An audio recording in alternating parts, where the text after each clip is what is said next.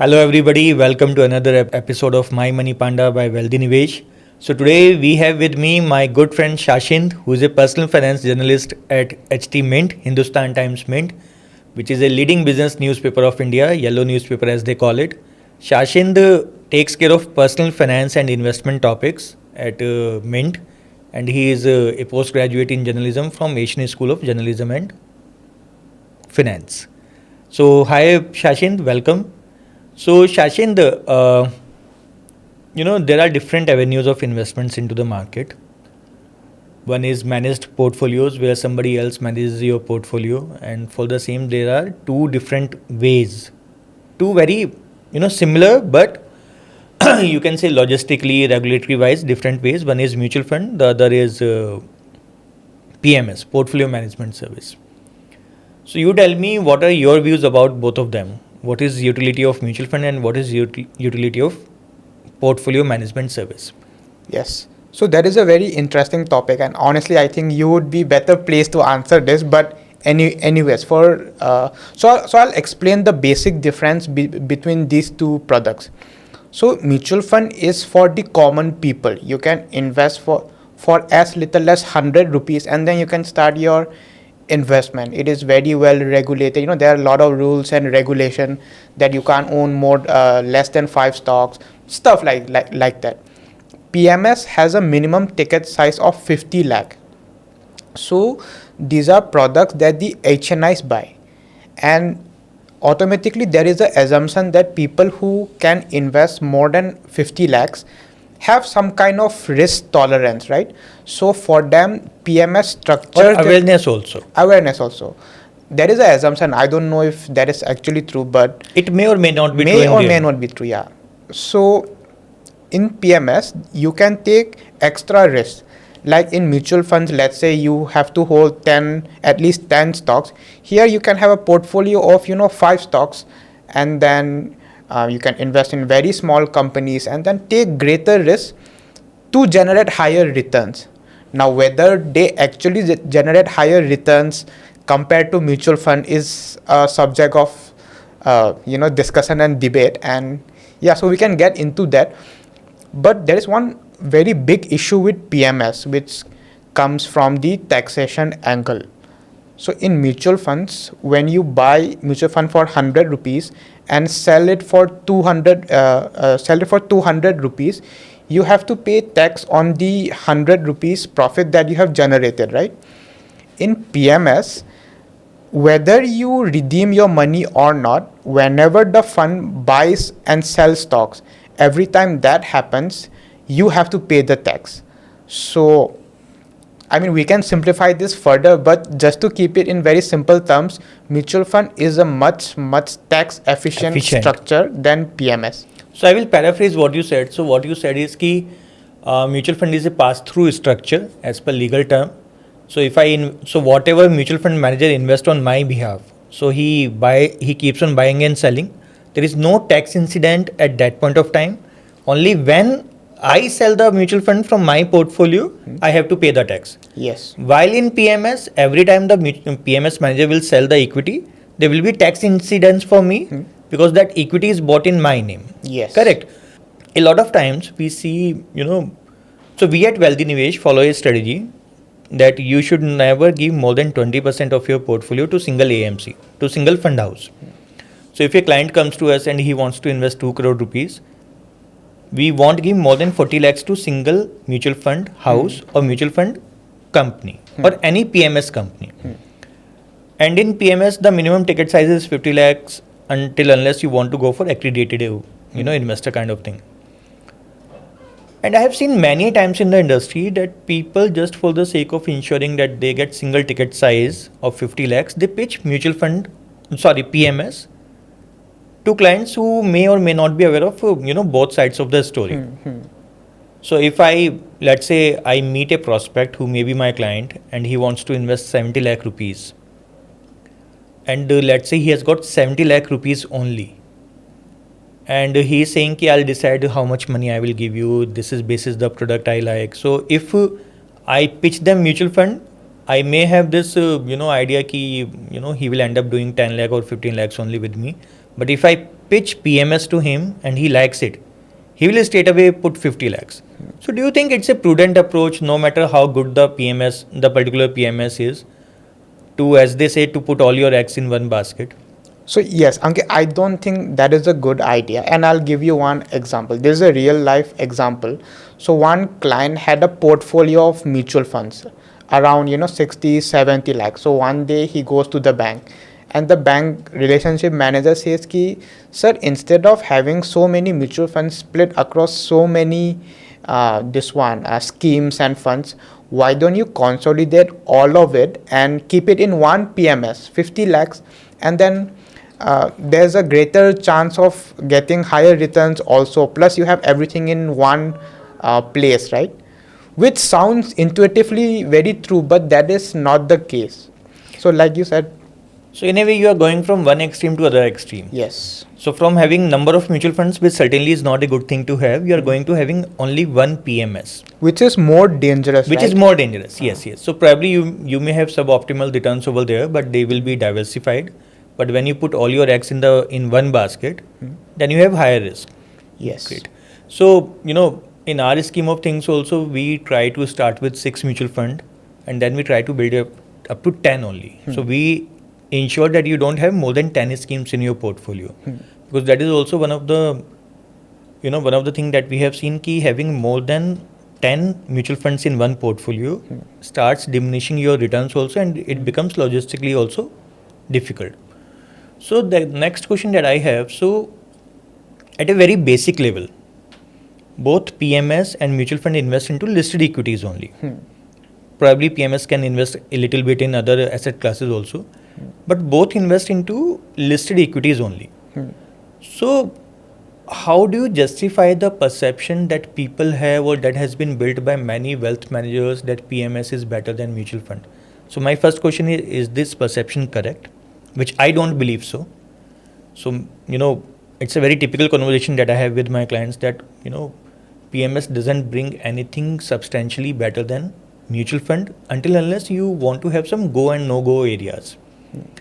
And if that is so, then how? And if not so, then how can I be sure that this is the best thing to do? Yeah. So this is a very interesting question, and a lot of people have this question, that is, if PMS generates better returns, then why not just invest in PMS if I have 70 lakhs?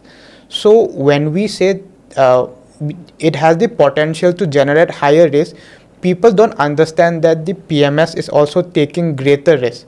So when things don't work out well, your mutual funds might fall 5%, but your PMS might fall 10%, right?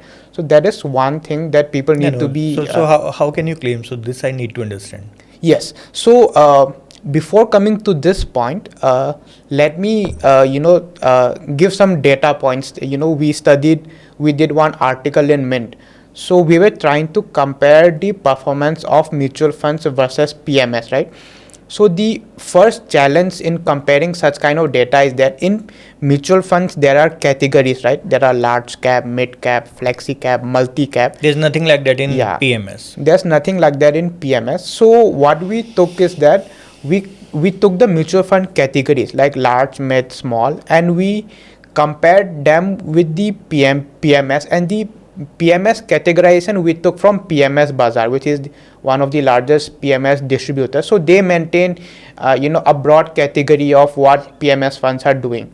When we looked at the data over multiple time frames, we found that in most cases the median returns, the average mutual funds outperforms the PMS funds. And even when the PMS as a category perform better than mutual funds, it's not by a huge margin. So if we take the impact of taxes, then on average mutual funds perform well.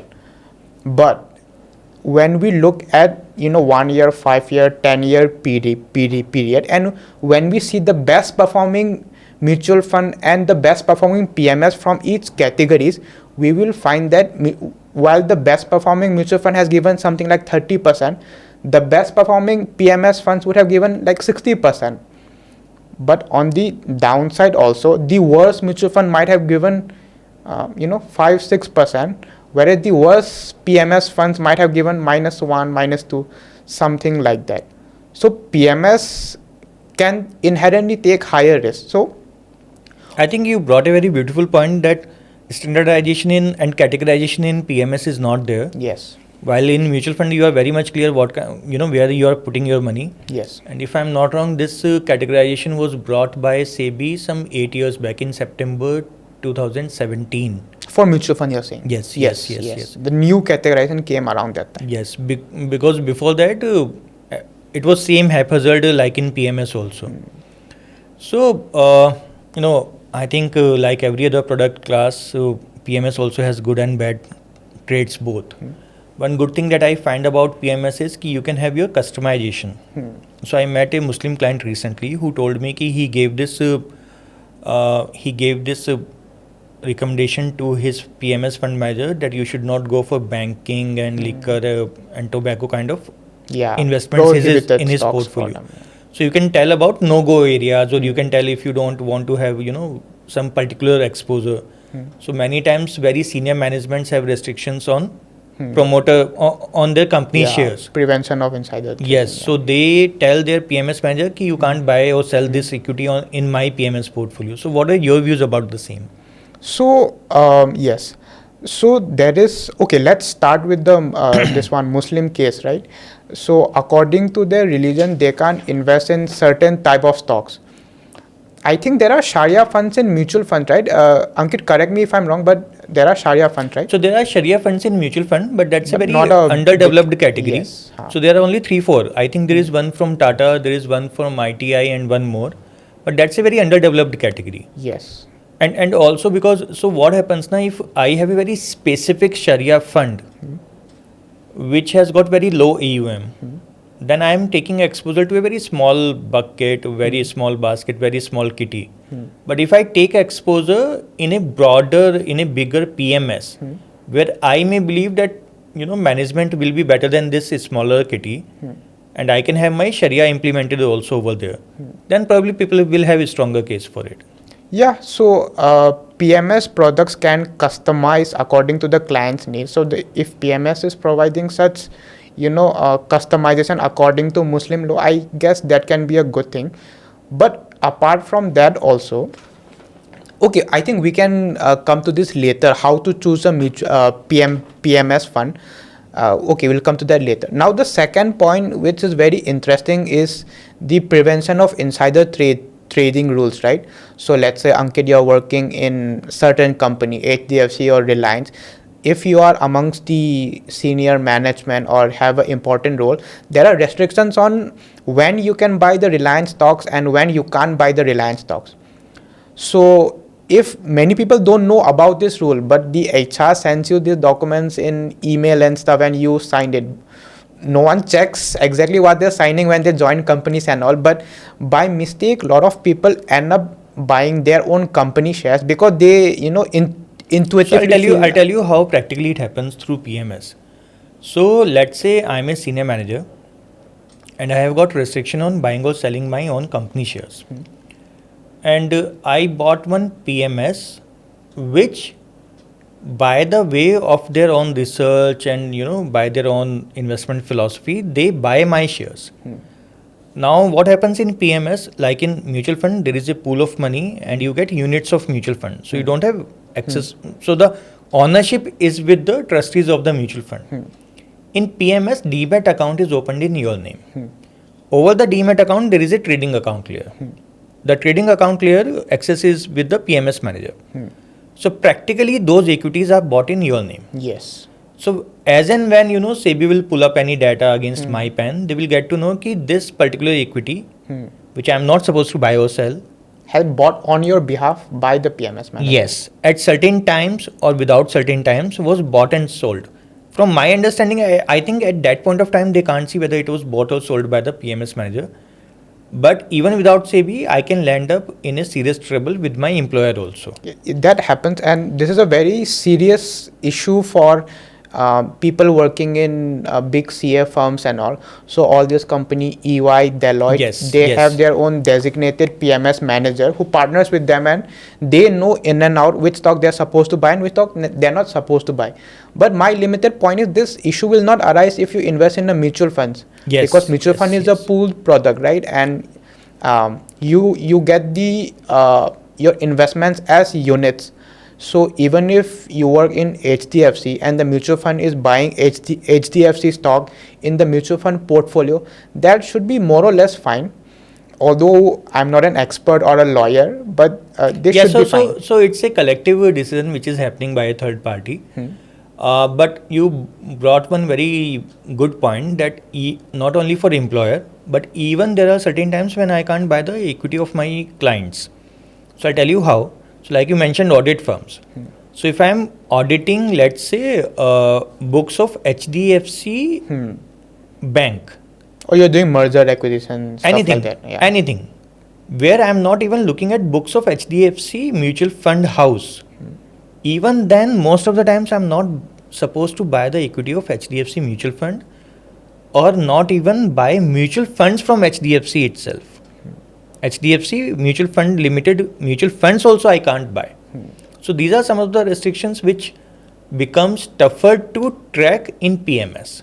To implement may be simpler, but to track becomes very difficult, because this list also becomes very dynamic. So if I work for a CA firm, my client list, all the clients that I am working on becomes very dynamic. So every time I have to go to my PMS fund manager and I have to tell them ki you need to freeze this particular equity for me. So that's a very big issue with PMS. Yeah, and that's why they have specialized PMS who they have partnered with. So the PMS manager knows in and out of that company. So most employees end up deploying money with their partner PMS manager or something. Correct. So Sashind, I'll summarize in some bullet points, and you let me know, if I'm wrong on anything or if you want to add more. So one is at a very basic level, both mutual fund and PMS invest in listed equities only. Yeah, and they can do that also, but in PMS, most of the debt funds are coming through the EPFO funds. Okay. That is, I mean, for the purpose of our conversation, yeah, we are broadly So we can right. say ki broadly speaking, both have got same kind of assets that they can invest into. Yeah. Broadly speaking. Broadly, Yes. specification, some minute difference are there, like PMS can't invest in IPOs, mutual fund can do Yes. IPO, but these are, I mean, minor points. Yes. Broadly, we are But broadly speaking, and second, broadly speaking, it's never a true fact that PMS will always beat the mutual fund, only because they have got higher ticket size. Correct? Yes. In fact, it's supposed to mean that PMS can also go down further when things go wrong. So I may not agree to that point, but let's say ki they, broadly speaking, not necessary that they will always overperform the mutual fund. Yes. The third one is ki mutual funds are more tax efficient, and not only from the money side, growth side, but logistically also, because every year you have to get your taxation filed for PMS. Whether you buy or sell PMS or not, if you hold a PMS, then you have to Yes. do entries in your books. Yes. While in mutual fund, you have If to you do entry don't only. sell, Yes, then you don't have to. Fourth one is in PMS, you can have certain kind of customizations which may help you. The fifth one is ki if you have got some equity level restrictions, then it becomes very difficult to implement them at PMS level. Anything else that you want to add? So I think one very important part of our discussion is how to choose a PMS manager, right? Yes. Because mutual funds, I'm not saying it's easy. There are 1,500 funds, but at least there are categories, right? And Yes. SEBI makes sure that you invest at least in 20 companies or something like that.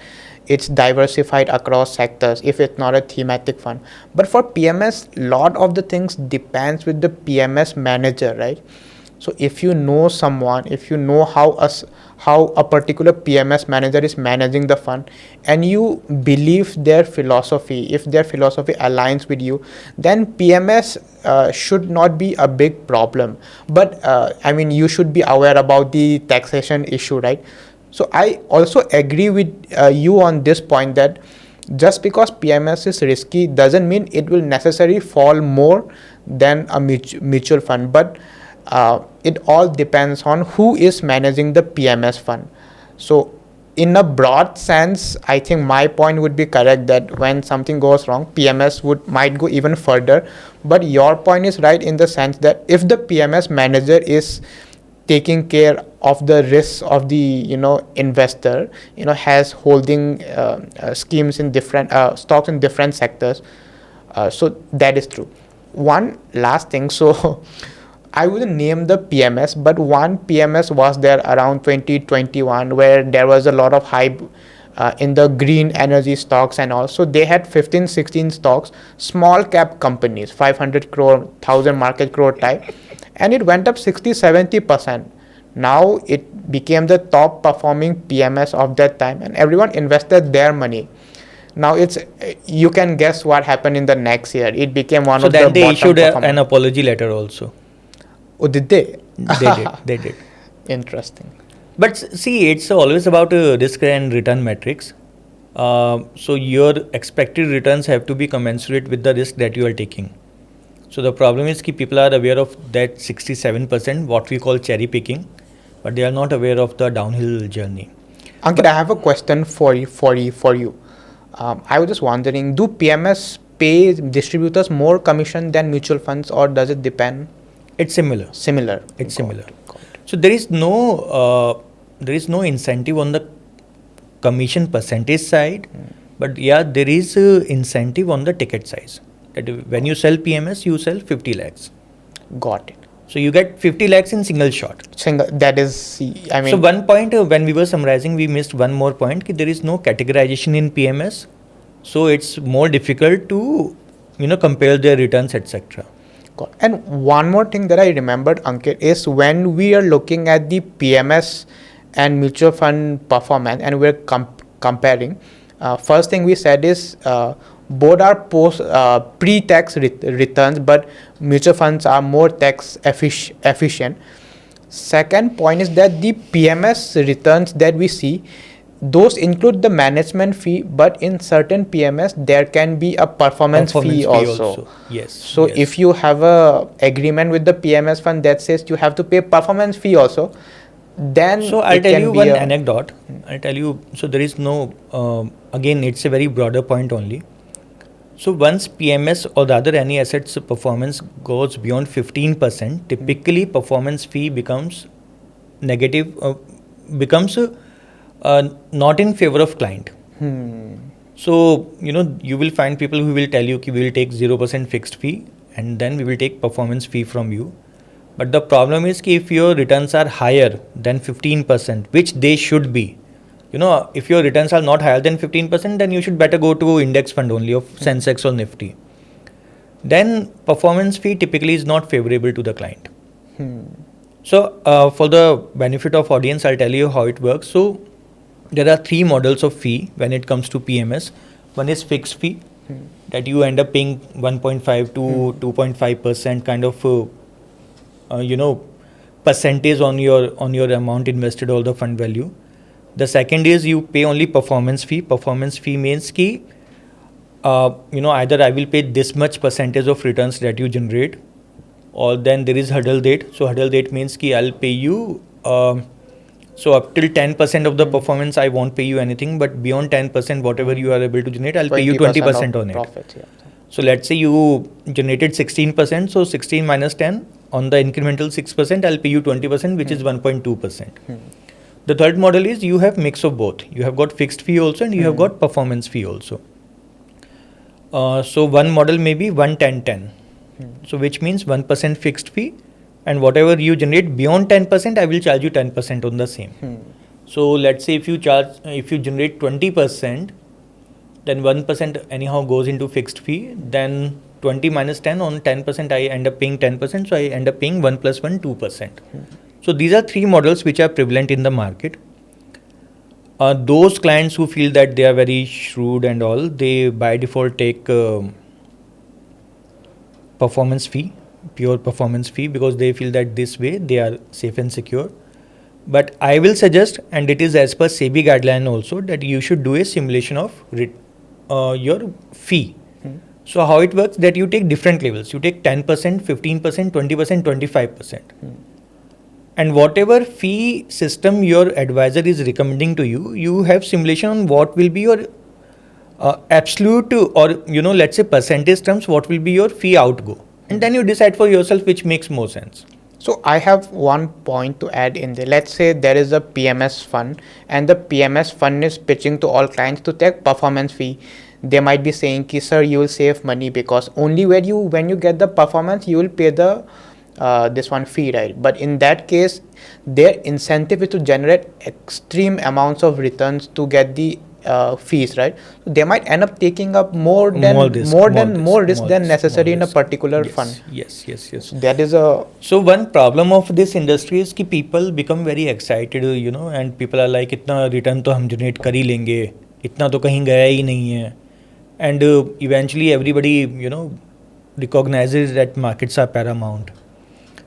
So I will tell you one data. So 80% of the demat accounts have come after 2020, after COVID, when everyone started investing in stocks and all. Now 80% of these people have not seen a bear market. Down cycle. And that's how it makes this market very dicey. So let me take an example of any industry. Any industry. Let's forget investment. So typically in any industry, when they are growing, many players come into the picture, and then we say ki industry is going through consolidation phase. When demands grows substantially and everybody comes in that industry, but eventually only strong players or those people who can deliver product or service in the most efficient manner, only they sustain. So it's same with this industry also. With all due respect, many people who don't have any background in investments, I'm not saying finance, but even in investments, they straightway went into trading kind of philosophy. So what we call barbell issue. So what happens in barbell, we always end up in between two extreme. One extreme is I will always have FD only. The other extreme is I will have trading only. Options.